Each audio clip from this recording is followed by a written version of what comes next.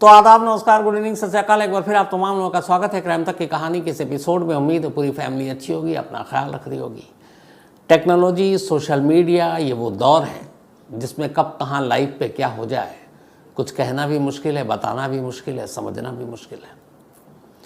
इधर पिछले एक हफ्ते में मुंबई में दो तरह से अलग अलग शूट आउट हुए। एक तो पुलिस स्टेशन के अंदर हो गया, एक नेता ने दूसरे नेता को गोली मारी, हालांकि किस्मत से वो बच गया, बट सारी चीज़ें कैमरे पर रिकॉर्ड हो गई। बट उस कहानी का मैं सिर्फ जिक्र करने के लिए कर रहा हूँ, सुना नहीं रहा हूँ। ये जो आज की कहानी है, कैसे कोई शख्स इतनी गहरी साजिश बुन सकता है, उसकी एक मिसाल है, एक झलकी है। मुंबई में एक इलाका है दहीसर, बड़ा मशहूर इलाका है मुंबई में, और इसी दहीसर इलाके में है एक आईसी कॉलोनी। इसी आईसी कॉलोनी में एक शख्स जिसका नाम है मॉरिस, लोग उसे मॉरिस भाई भी कहते हैं, उसका दफ्तर है। मॉरिस एक बिजनेसमैन भी है, अपने आप को वो सोशल वर्कर भी बताता है। और मॉरिस की कई खबरें छपी थी जब कोरोना आया था तब मुंबई में, क्योंकि कोरोना काल में उसने वाकई अपने आईसी कॉलोनी के लोगों की बहुत मदद की थी। जब लॉकडाउन था और ऐसे में छोटी छोटी चीज़ों की ज़रूरत होती थी, तब मॉरिस ने न सिर्फ अपने पैसे लगाए बल्कि लोगों की सेवाएं की, उनकी ज़रूरत के सामान उनके घर तक पहुंचाए। तो इस वजह से मॉरिस की तारीफ भी हुई और मीडिया में सुर्खियां भी बटोरी। इसी मॉरिस का दफ्तर है आईसी कॉलोनी में, और इसी दहीसर में एक और शख्स रहते हैं जिसका नाम है अभिषेक। अब अभिषेक की पहचान ये है कि अभिषेक पूरा नाम है अभिषेक घोसालकर।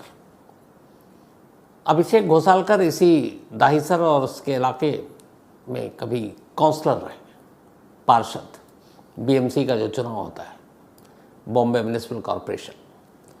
फिर उसके बाद उनकी वाइफ काउंसलर रही, और अभिषेक के जो फादर थे वो एक दौर में पहले काउंसलर थे, उससे पहले वो बाद में एमएलए भी बने, मतलब विधायक भी थे। तो इस इलाके में अच्छी पकड़ थी घोसालकर फैमिली की। तो अभिषेक घोसालकर एक्स काउंसलर को फ़ोन आता है मॉरिस का, और मॉरिस कहता है कि कल आप शाम घर पर आ जाओ, मेरे दफ्तर में आ जाओ। और इन दोनों के बीच में कोई मन मुटाव था तो उसको दूर करते हैं और बाकायदा पब्लिकली करते हैं। तो पब्लिकली कैसे हो सकता है, तो आप कोई सभा करें, पब्लिक के बीच में जाएं, रैली वैली में। आजकल सोशल मीडिया है, तो सोशल मीडिया में ये है कि भाई आओ, फेसबुक खोलो, लाइव स्ट्रीमिंग पे चले जाओ, अपने इलाके के लोगों से कनेक्ट हो जाओ। तो अभिषेक भी मॉरिस के घर दफ्तर पहुंच गया। तब करीब शाम के 7 बजे होंगे। वहां पहुंचने के बाद कुछ देर बात होती है, और फिर ठीक शाम के 7:30 बजे फेसबुक पे लाइव स्ट्रीमिंग शुरू हो जाती है। अब इस लाइव स्ट्रीमिंग में एक साथ मॉरिस और अभिषेक दोनों कैमरे पर दिख रहे हैं। वो तस्वीर आप देखेंगे, कैमरे पर दोनों दिखाई देते हैं। इसके बाद अब अभिषेक बोलना शुरू करते हैं। करीब करीब 39 मिनट वो बोल चुके थे, 39 मिनट्स। इन 39 मिनट में वो अपने इलाके के लोगों की भलाई के लिए क्या कर सकते हैं, वो सारी बातें, ये भी कि आप लोग, हमारे इलाके के लोग, मुझे और मॉरिस को एक साथ देखकर आपके सरप्राइज़ भी एक तरह का है, क्योंकि दोनों में कभी मनमुटाव था, एक दूसरे के दुश्मन हो गए थे, लेकिन एक ही फ्रेम में एक साथ बैठे हुए हैं। तो ये भी कि अब हम लोग साथ हैं और अब मिलजुल कर लोगों की भलाई के लिए काम करेंगे। ये सारी बातें अभिषेक फेसबुक लाइव स्ट्रीमिंग पर बोल रहे हैं। 39 मिनट जब हो जाता है तो अचानक अब मॉरिस लाइव स्ट्रीमिंग में बोलते हैं और ये कहते हैं अभिषेक को कि अब आप आखिरी 2 शब्द कहिए, लास्ट 2 वर्ड्स। अब भी फ्रेम में अभी तक थे। अब जब ये कहा मॉरिस ने कि लास्ट 2 वर्ड बोलिए, उसके बाद वो सोफे से उठ जाता। दोनों की तस्वीरें सोफे पर दिख रही हैं, लेकिन ये कहकर मॉरिस वहाँ से उठ जाता है अभिषेक को कि लास्ट 2 वर्ड्स बोलिए, और ये बोलते हैं वो कैमरे के बाहर। अब मॉरिस कैमरे में दिखाई नहीं दे रहा, सिर्फ अभिषेक है, लेकिन वो अब कैमरे की तरफ दूसरी तरफ जाकर खड़ा हो गया। अब यहाँ अभिषेक लास्ट 2 वर्ड बोलना शुरू करता है कि आप लोग सरप्राइज होंगे मुझे और मॉरिस को एक साथ देखकर, लेकिन इलाके के लोगों की भलाई के लिए हम मिलजुल कर काम करेंगे, जो भी अच्छा होगा काम करेंगे। और ये कहकर वो अपनी बात ख़त्म करता है। करीब 40 मिनट पूरे होने वाले हैं इस लाइव स्ट्रीमिंग को फेसबुक पर, और वो आखिरी लाइन जो बोलता है अभिषेक वो ये है कि अब बाकी लोगों से भी मिलना है, बात करना है, और वो ये कहकर इतना सोफे पे खड़ा हो जाता है अभिषेक। अब वो खड़ा होने के बाद जैसे ही उस कैमरे से बाहर निकलने की कोशिश करता है, अचानक एक फायर की आवाज़ सुनाई देती है और कैमरे पे दिखाई देता है कि अभिषेक ने अपना पेट पकड़ा हुआ है। इसके बाद दूसरे फायर की आवाज़ आती है कंधे की तरफ, वो कंधा भी पकड़ता है और फिर अपने आप को शायद बचाते हुए वो कैमरे के दूसरी तरफ पहुंच जाता है। अब कैमरा खाली है, ब्लैंक है। 40 मिनट की लाइव स्ट्रीमिंग और कुछ सेकंड का ये एक्शन खत्म हो चुका है। अब कैमरा बंद है, वहाँ मौजूद लोगों की ज़ुबानी आगे की कहानी है। कहानी ये है कि जब वो आगे की तरफ आया, पहले तो कुछ लोग समझ नहीं पाए, फिर अचानक देखा कि अभिषेक के पेट से, कंधे से खून गिर रहा है और एक के बाद एक कुल 5 फायर की आवाज़ आई। 5 गोली चली, जिनमें से 3 गोली अभिषेक को लगी और गोली चलाने वाला कोई और शख्स नहीं था, बल्कि 40 मिनट तक, बल्कि 39 मिनट तक जो शख्स फेसबुक के लाइव स्ट्रीमिंग पे अभिषेक के बराबर में बैठा हुआ था दाईं तरफ, वही मॉरिस भाई था, जो फेसबुक पे ये बैठाकर डिक्लेयर करा रहा था कि अब हम में कोई मनमुटाव नहीं है, हम दोनों एक साथ हो गए, एक साथ लोगों के लिए काम करेंगे, भलाई के लिए। वही शख्स अभिषेक को लास्ट 2 वर्ड्स बोलने के लिए कहता है और लास्ट 2 वर्ड जैसे ही वो ख़त्म होता है, वो अचानक कैमरे के पीछे से गोली चला देता है। 3 गोली लगी थी, एक पेट में, एक कंधे पर और एक गर्दन पे। अभिषेक गिर पड़ता है। वहाँ पे और भी बहुत सारे कार्यकर्ता मौजूद थे, लोग मौजूद थे, और ये दफ्तर खुद मॉरिस का था। मॉरिस के स्टाफ भी मौजूद थे। अब मॉरिस उसी पिस्टल को हाथ में लिए हुए अचानक तेज़ी से अभिषेक के नीचे गिरते फर्स्ट फ्लोर पे चला जाता है अपने कमरे में। कमरे में जाता है, कुछ मिनट ही बीतते हैं, चंद मिनट, कि अब ऊपर से एक और फायर की आवाज़ आती है। ये 6ठी गोली चली थी। अब नीचे लहूलुहान अभिषेक, उसको उठाकर अस्पताल ले जाने की तैयारी हो रही है और अचानक उसी घर से ऊपर से एक और फायरिंग की आवाज़। अब लोग आधे बदहवास ऊपर भागते हैं। जब ऊपर भागते हैं, कमरा खोलते हैं तो देखते हैं कि मॉरिस के हाथ में पिस्टल और मॉरिस के सर पर गोली। मॉरिस ने एक गोली अपने आप को खुद सर में मार ली थी। थोड़ी देर के बाद अब दोनों को अस्पताल ले जाया जाता है। दोनों को ब्रॉड डेड डिक्लेयर कर दिया जाता है। दोनों की मौत हो चुकी थी। यानी एक कत्ल हुआ था उस घर में, उस दफ्तर में, और एक खुदकुशी।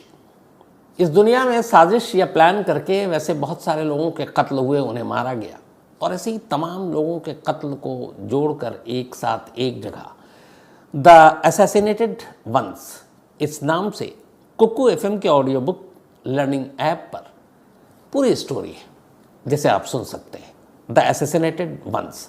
तो Kuku FM audio book learning app पर ज़रूर जाएं और इस स्टोरी को पूरी सुनें। तो कुकू एफएम देश का बेस्ट ऑडियो शो प्लेटफॉर्म है।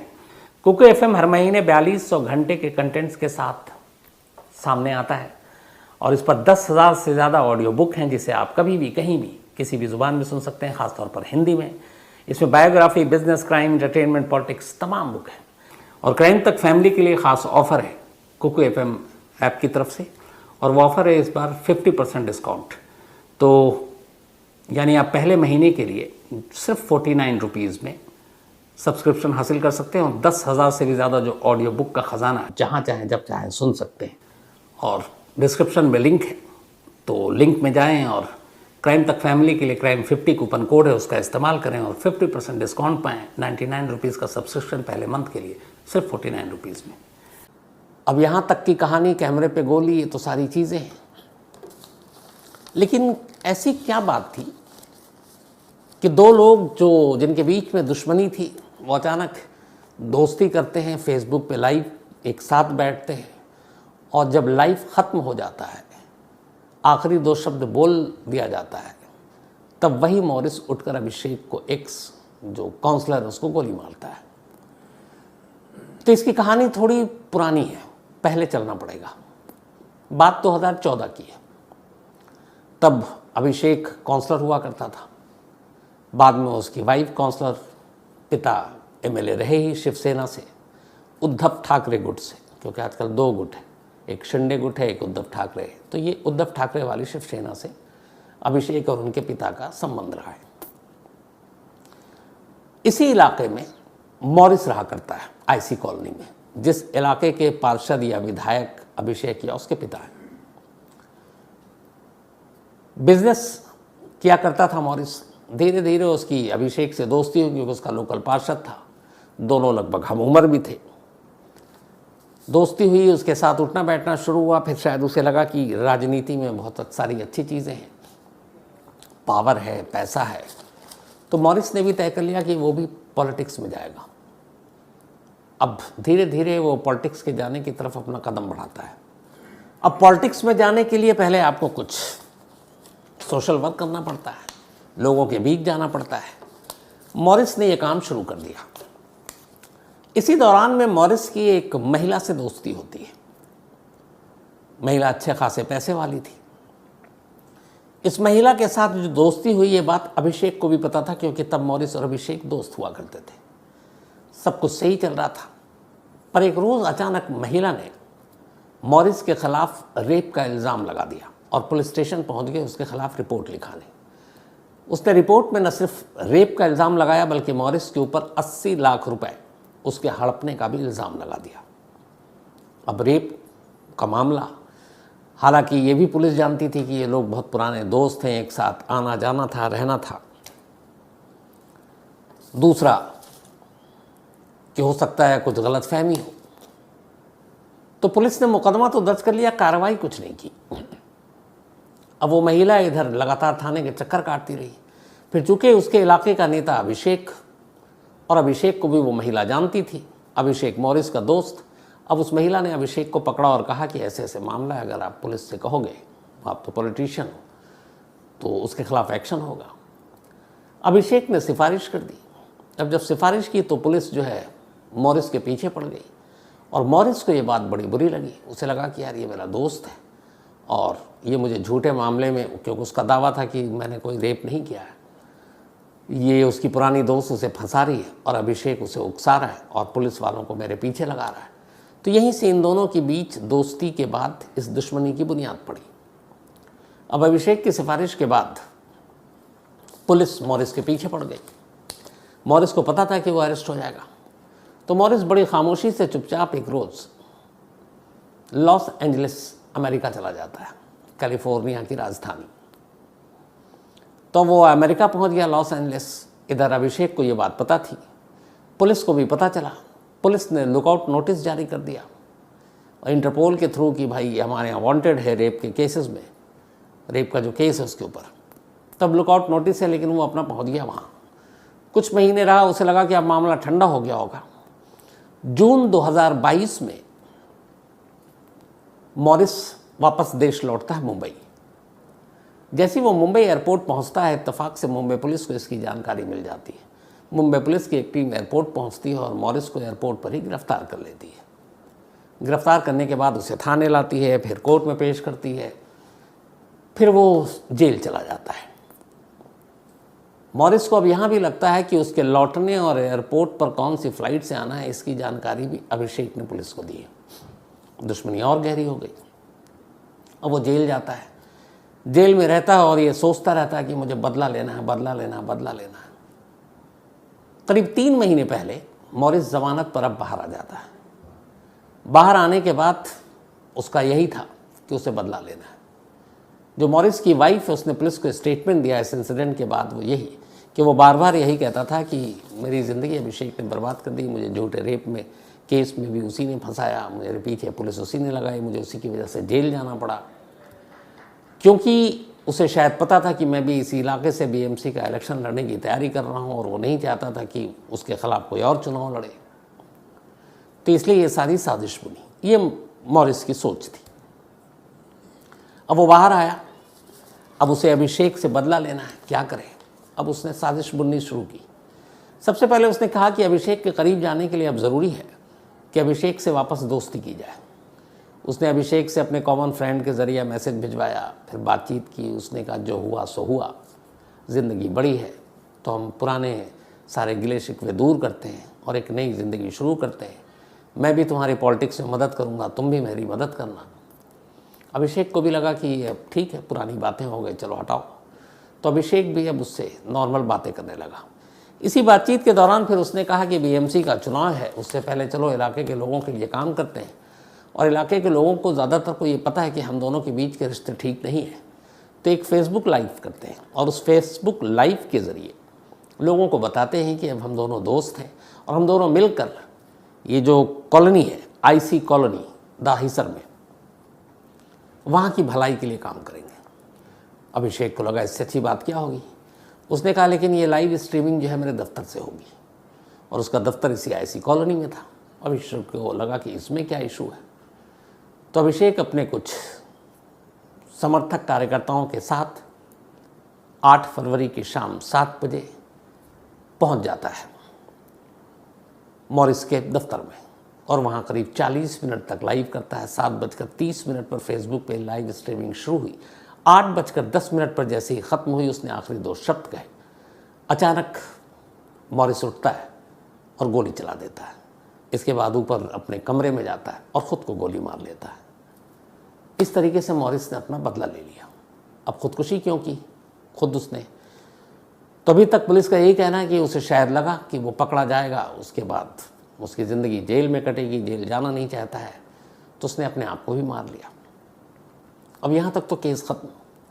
अब सवाल ये था कि मुंबई पुलिस ने कहा कि हमने पूरी जांच कर ली, कभी भी मॉरिस के नाम पर किसी वेपन का लाइसेंस इशू नहीं हुआ है, कम से कम मुंबई या महाराष्ट्र में।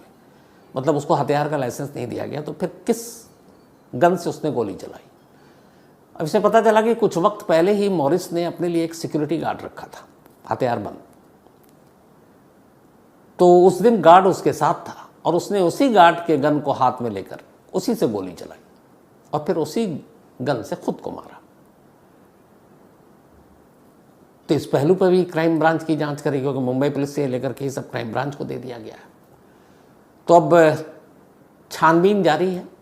पुलिस उस लेडी जिसने रेप का इल्ज़ाम लगाया, अब उस केस को भी रीओपन करके कि उसकी सच्चाई क्या है वो पता लगाने की कोशिश कर रही है, और उस रेप की सच्चाई क्या है ये भी पता लगाने की कोशिश कर रही है। क्या वो फॉल्स रेप केस था, झूठा इल्ज़ाम लगाया था मॉरिस पर उस महिला ने, या इसके पीछे अभिषेक का कोई हाथ था? आखिर इस गहरी दुश्मनी और फिर इस साजिश एक प्लान करके एक फेसबुक के लाइव स्ट्रीमिंग पर यह कत्ल कैसे हुआ? और क्या ये भी था कि जब ये कत्ल हो तो इलाके के जो लोग लाइव सुन रहे हैं वो लाइव अभिषेक को मरता हुआ देखें? क्या ये भी प्लान का हिस्सा था? अब ये सारी चीज़ें जांच के बाद ही पता चलेंगी, लेकिन इस जांच में जो सबसे सही जवाब 2 लोग दे सकते थे, एक अभिषेक या खुद अक्यूज मॉरिस, अफसोस वो दोनों इस दुनिया में नहीं है। तब उन दोनों के बगैर ही पुलिस को इसकी जांच करनी और इस जांच को इसके अंजाम तक पहुंचाना, और इसके लिए 2 टीमें अलग अलग बनाई हैं क्राइम ब्रांच ने। एक जो सिर्फ अभिषेक की मौत की जांच करेगी, और दूसरी जो मॉरिस की खुदकुशी की जांच करेगी कि उसने क्या सोचकर खुदकुशी की। तो इसमें जो भी अपडेट आगे आएगा मैं आपको ज़रूर बताऊंगा। फिलहाल कहानी में इतना ही, लेकिन कहानी ख़त्म करूँ उससे पहले